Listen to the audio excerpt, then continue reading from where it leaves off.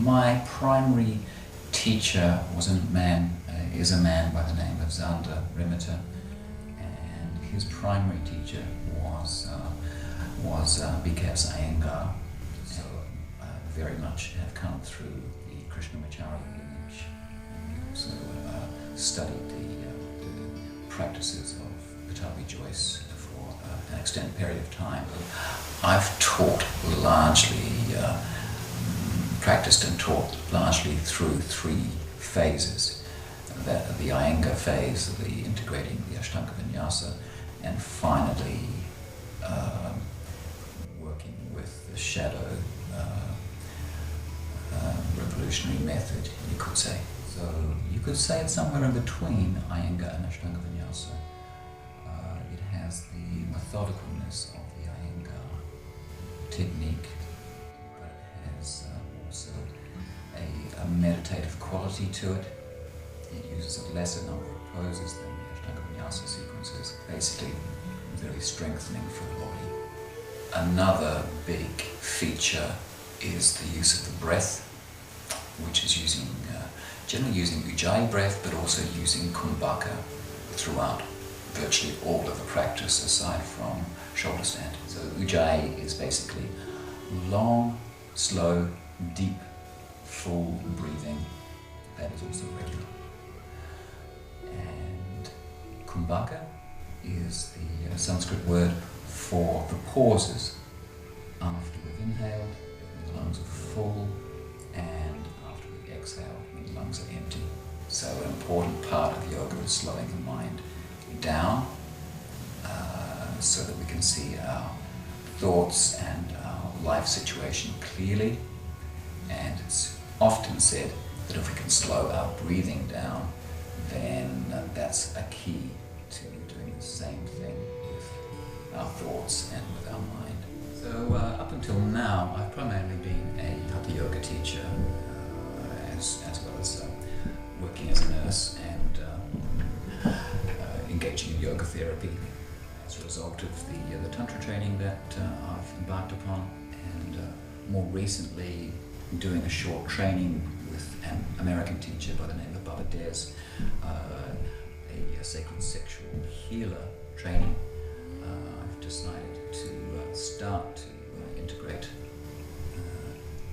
Tantra teaching and individual healing sessions into my field of practice, and I'm going to be presenting at the first African Congress of Sacred Sexual Healers in Johannesburg in a couple of weeks' time, a yoga sequence, basically a sequence that is designed to prepare and to ground both practitioners and clients engaged in healing sessions. Basically, there are three main aims of the sequence.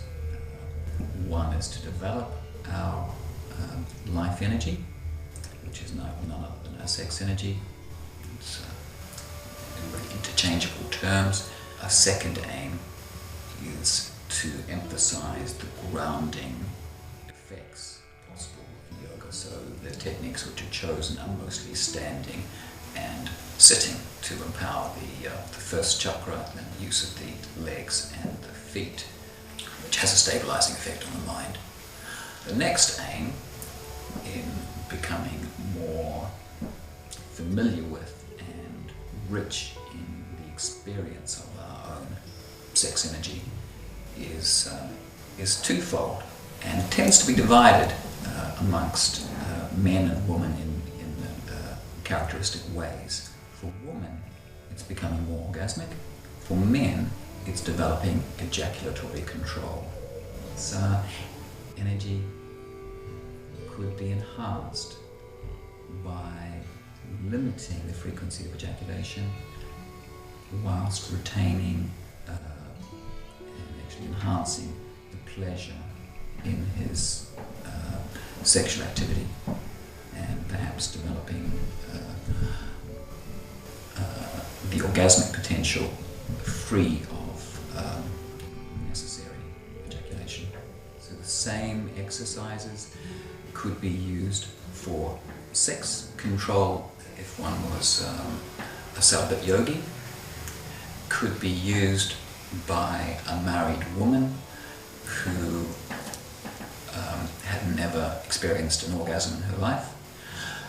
So what I love about modern Western Tantra is that it shares with the Hatha Yoga a physical element.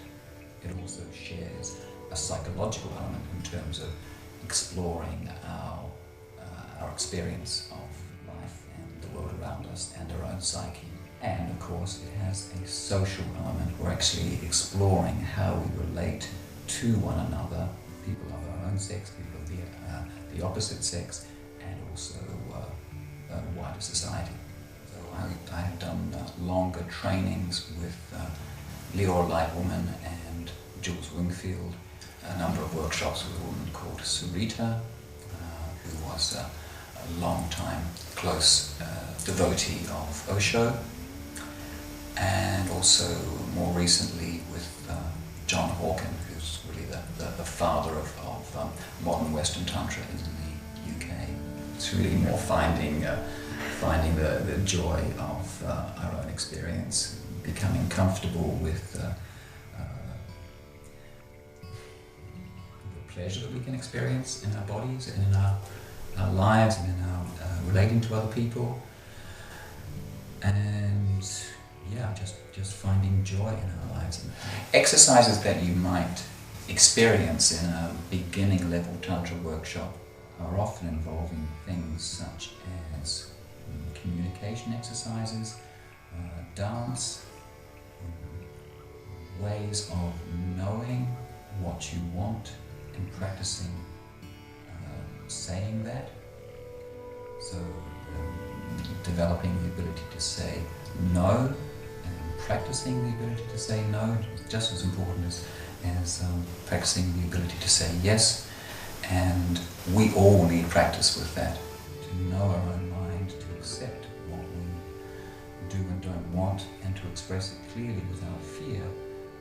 That is basically very empowering. One exercise that is quite common in many of these teachers' workshops. Yes, no, maybe, please. And you may be with someone you don't especially know, haven't met before, and you simply sit or stand beside that person, and one person at a time makes a movement toward the other, a gesture, and based on your feeling, you simply say yes, no, maybe, or please, to indicate whether you want that contact to continue or to alter in some way. There's no goal, it's just exploration. The other exercise that seems to be fundamental before one might embark upon anything of a particularly sexual nature, it's sometimes referred to as laundry.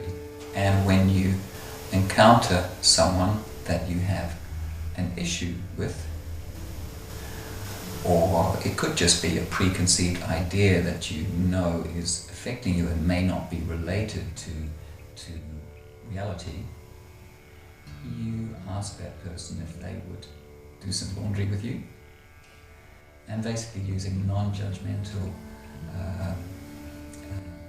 blame-free language, you describe your experience. The crucial thing is the person then responds to you by only describing what you have said, and you say in response to that if it's correct or not. And very often it's not correct. It may take 3 or 4 times to get it right. Through separating the individual concerns, it's possible to become completely clear of any projections which may otherwise become barriers to true contact between people. You thank one another, and the interaction is finished.